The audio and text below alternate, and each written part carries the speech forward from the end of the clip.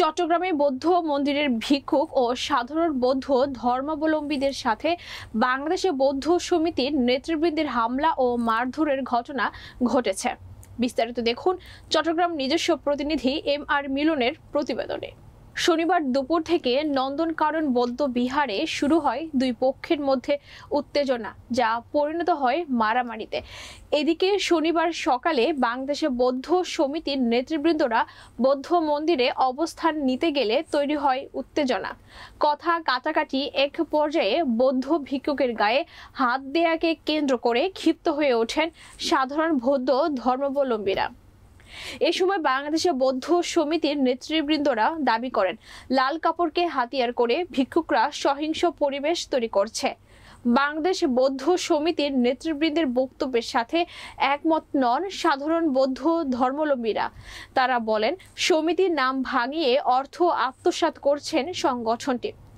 নন্দনকানন বৌদ্ধ বিহারে উপাধ্যক্ষ বলেন, বিহার দখলের উদ্দেশ্যে বহিরাগত সন্ত্রাসী দিয়ে বাংলাদেশে বৌদ্ধ সমিতির নেতৃত্বে হামলা চালানো হয় বৌদ্ধ ভিক্ষুক ও সাধারণ বৌদ্ধ ধর্মাবলম্বীদের উপর।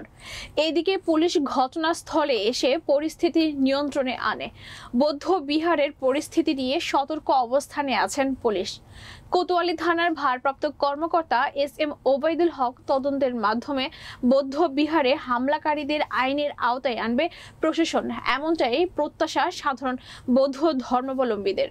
ঘটনা ঘটেছে, এটা আমরা সম্পূর্ণ নিয়ন্ত্রণে আনতে সক্ষম হয়েছি। আপনারা দেখছেন যে এখন পরিস্থিতি সম্পূর্ণই স্বাভাবিক। এখানে আমাদের পর্যাপ্ত পুলিশ ফোর্স মোতায়েন করা হয়েছে এবং এটা আমরা তদারকি করছি, পরবর্তীতে আর কোনো ঘটনা যাতে না ঘটতে পারে। পরিস্থিতি সম্পূর্ণ নিয়ন্ত্রণে এবং স্বাভাবিক। না, এখন পর্যন্ত থানায় কোনো অভিযোগ আসেনি। অভিযোগ আসলে আমরা সেটা তদন্ত সাপেক্ষে ব্যবস্থা গ্রহণ করব। আসলে এটা হচ্ছে দীর্ঘদিনের একটা সমস্যা আমাদের বৌদ্ধ সমাজের মধ্যে। একটা নন্দনকানন বৌদ্ধ বিহার বৌদ্ধ সমিতি দাবি করে ওনাদের একটা বৌদ্ধ বিহার, এবং আমরা আমাদের সংঘরাজ ভিক্ষু মহাসভা দাবি করে ওনারা হচ্ছে ভিক্ষু মহাসভার একটা বৌদ্ধ বিহার, এবং ওনারা নিজের একটা বৌদ্ধ মন্দির বা কোনো ধর্মীয় প্রতিষ্ঠান কোনো পাবলিকের কার্যালয় হতে পারে না। এটা হচ্ছে ভিক্ষু মহাসভার দাবি। এই দাবিকে বাস্তবায়ন করতে গিয়ে নানান বিপদের সম্মুখীন আমরা হয়েছি, এবং তার পাশে আমাদের 21 পদকে যিনি ভূষিত ডক্টর জিনেবুদ্দিন মাহাতেরো মহোদয়, উনি আপনারা নিশ্চয় নিউজ করেছেন, ওনাকে আঘাত করেছেন কিছু কুলাঙ্গার বৌদ্ধ সমিতির সদস্যরা।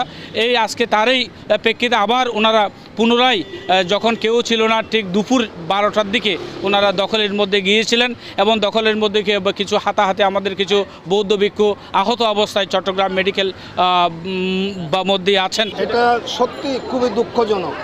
এই ন্যাক্কারজনক ঘটনার জন্য আমরা তীব্র নিন্দা জানাচ্ছি বৌদ্ধ সমাজ। বৌদ্ধদের ভিতর কোনো অহিংসার নেই। এখন এই যে বৌদ্ধ সমিতি নামে তারা প্রত্যাখ্যিত হয়েছে জনগণের থেকে। ওরা চায় ওরা মানে দখলে নিতে।